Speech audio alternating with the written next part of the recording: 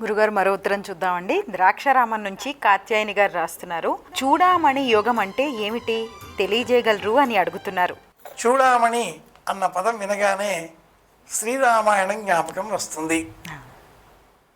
సీతాదేవి తన శిరస్సు పాపిటలో అలంకరించుకుని ఉన్నటువంటి చూడామణిని ఆంజనేయుడు చూచి నమస్కరించి, నేను సీతను చూచాను అన్న అభిజ్ఞతను రాముడికి చెప్పడం కోసం ఉంగరాన్ని అందించి చూడామణిని తిరిగి ఇమ్మని కోరుకున్నాడు.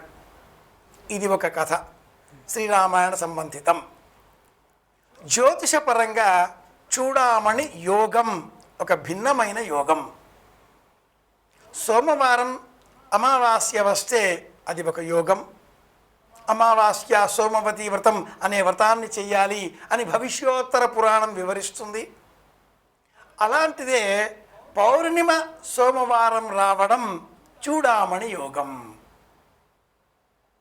చంద్రగ్రహణం ఏర్పడినప్పుడు చూడామణి అన్న పేరిట ఆ గ్రహణాన్ని పంచాంగాలు వివరిస్తాయి. చంద్రుడి కళల కారణంగానే మనం ఆరోగ్యంగా ఉన్నాం. అమృత కిరణాలతో చంద్రుడు మనకు ఆరోగ్యాన్ని ప్రసాదించే పరమదైవం. చంద్రగ్రహణం సామాన్యంగా 24 గంటలలో సూర్యుడు ఉండే సమయంలో సంభవించినప్పుడు మనం పాటించే అవసరం లేదు. అదే చంద్రగ్రహణం సూర్యాస్తమయం అయిన తర్వాత నిశి, రాత్రి ఆరంభం, అర్ధరాత్రి, తెల్లవారుజాము, ఈ సమయంలో ఎప్పుడు ఏర్పడినా చూడామణి యోగము అన్న పేరిట పంచాంగాలు వివరిస్తాయి. చంద్రగ్రహణం ఏర్పడేదే పౌర్ణిమ నాడు. కనిపించే చంద్రగ్రహణం అయినప్పుడు అది చూడామణి యోగం. ఇలాంటి చూడామణి యోగం ఇతర సందర్భాలలో కూడా, అంటే గ్రహణం లేనప్పుడు వచ్చే పౌర్ణిమలు సోమవారం నాడు వస్తే కూడా యోగదాయకం.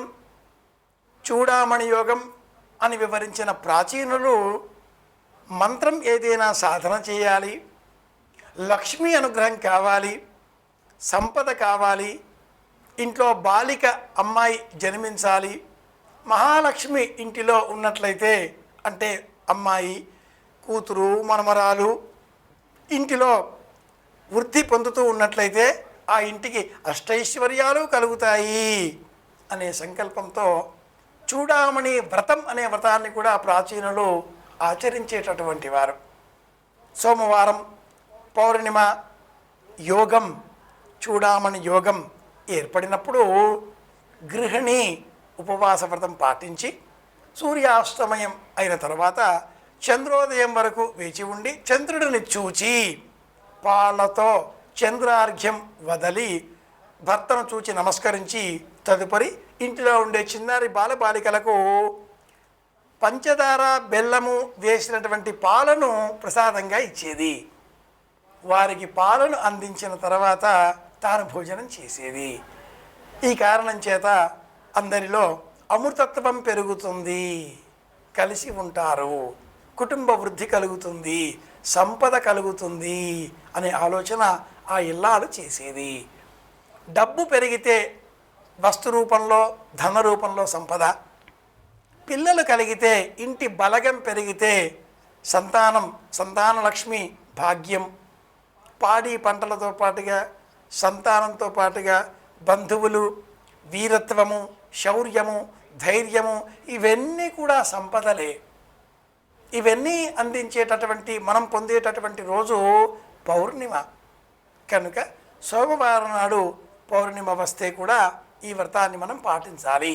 గ్రహణ యోగం మాత్రమే అని కాకుండా ఎప్పుడైనా పౌర్ణిమ వస్తే కూడా ఆ రోజున మనం విశేషంగా ఇలా వ్రతాన్ని పాటించాలి అనేవారు ప్రాచీనులు.